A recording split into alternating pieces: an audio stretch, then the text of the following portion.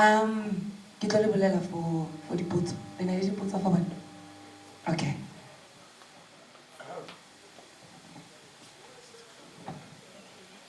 Hi guys. Firstly, I want to thank all four of you for your contributions to the industry. You guys are amazing. It's been a pleasure listening to you right now. As a director, it also opened my eyes to a few things. One thing that I wanted to ask you is, as Sandra, where do you see the in terms of maybe policy and litigation that happens with government? Where do you see maybe the next developments coming through for actors? What are you guys trying to push for, other than fighting with production houses? Yeah. There's a lot of things that are happening in terms of labor laws, in terms of especially like how actors sometimes are treated on set, in terms of health and safety. There's a lot of things that are out there, and I know a lot of actors that I work with have these concerns. Is there anything right now that you have a big focus on? Yeah, we're focused on all of those areas. I'm sure you're probably familiar with the story of the guy that was washed over a waterfall in KZN. That was a terrible wake-up call, and you know, that is still sitting in the... Because someone has to be answerable for that. That should never have happened. But the kinds of corners that get cut, that cause those kinds of things to happen, are happening in our industry. And we all turn a blind eye, or, oh, no, we've got to get this shot. No, hang on. No shot is worth someone's life. No? Yes, we wait, the sun's we're going to lose light. Well, speak to the producer, that's what they're there for. They will schedule a further day for pickups. Because people's lives are far more important than that shot. You know? What we realized was that Act 85 of 1995 was the Occupational Health and Safety Act. There again. Oh, that act makes workers and employers equally responsible for safety issues, okay? Which means that they each have an input to make into the circumstances in the workspace. Great. Through their unions, workers have a say. And we go, okay, we're not allowed to have a union. So where do we get to say what concerns us on the set? You don't have a voice. And we're saying, no, that's not good enough. And this sectoral determination that we're asking for will at least get us a foot in that door to say, we as a guild, are we then allowed to monitor workplace safety things? Because that's how it works. We were taken on a tour to the Canadian Union, and how their sets work are so professional. And the guild, or the union in that case, can arrive completely unannounced on a set, just to look. Just to look. Usually they make a courtesy call to say, oh, by the way, we're coming around to come and have a look at your set and see how things are going, and yeah. But they don't actually have to do that. They can just pitch up. And if you're hearing there's something going down that's not safe, we need to be given the power to go, hang on.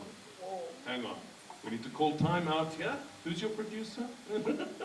Give me her cell phone number. We need to talk. Yeah. So that we are on that particular thing there. As I said, the labour issues, the social security issues, you know, UIF. We have that taken off of our, you go to work in theatre, they'll take off some UIF and you go, hang on, I'm freelance. That UIF, the Unemployment Insurance Fund Act says, excluding independent contractors. So now you're taking off. When I go to claim, they're not going to say, oh, here's a check for you. It's not going to happen. So what other mechanisms are there in place? The Performance Protection Amendment Bill is currently just waiting for our President's signature to move forward. Now what that does is, for the first time in history, it gives actors, artists in audiovisual media, the right to claim a royalty on the other end. And they say, oh no, that's going to push up production costs, we hear. And you go, no, royalties are generated on the other end. You're done. The users pay the royalties. And when you're in a film, those royalties are being generated there. You just need to have the right to go and claim your royalty. So at the moment, the collecting societies for British Equity and SAG-AFTRA, and they're all kind of claiming the royalties and distributing them to the actors concerned. And we're going, that pot of money at the other end, some of our money is sitting there, but we don't yet have the right to go, hi, thank you. Yeah. Now, what does royalties represent in an industry like ours, where you freelance? When you're not working, you're not earning. There comes a day, you might have a body of work behind you, and you can't work anymore. You're too frail, there are just not that many roles for old white dudes like me. You know, that kind of thing. So now what must I do? What must I do? Go and find something else to do? Learn some new tricks? No. If I've got a body of work, royalties are not huge, but they accumulate. And after a lifetime of work where you've got a body of work behind you, and there's a couple of $100 coming in there, a couple of $100 there, a couple of $100 there, that's your social security. That's going to make sure that you don't die a pauper.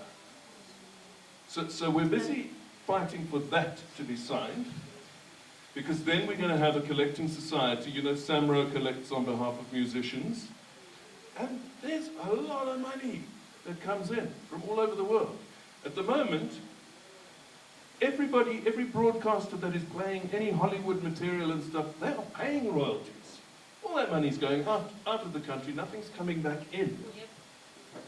Now, once there are collecting societies, they become a party to reciprocal agreements with other collecting societies. So we collect money that's due to performers overseas, and they collect on our behalf.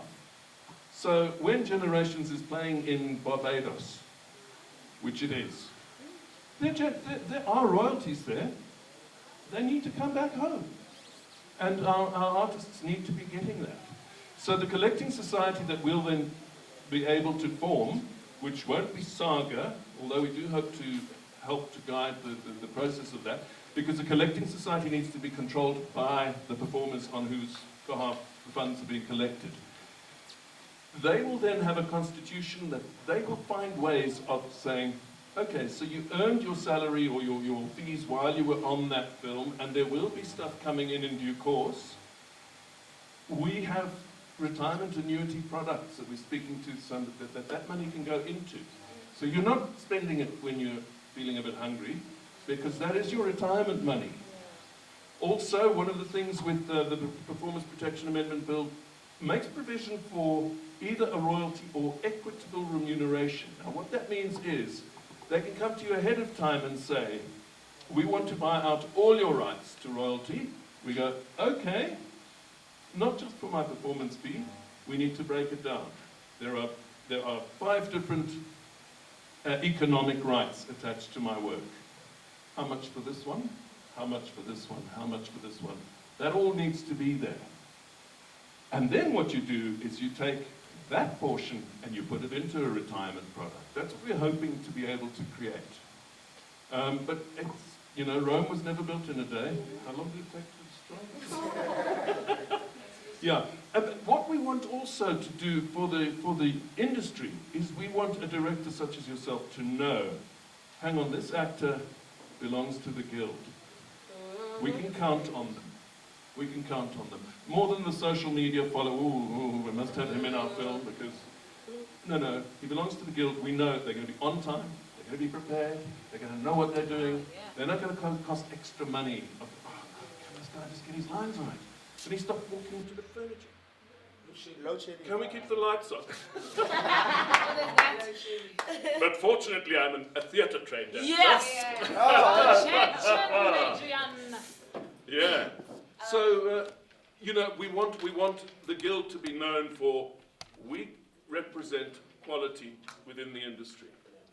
Next question. Hey, did you guys see that he just went into the diaphragm? I did. The diaphragm.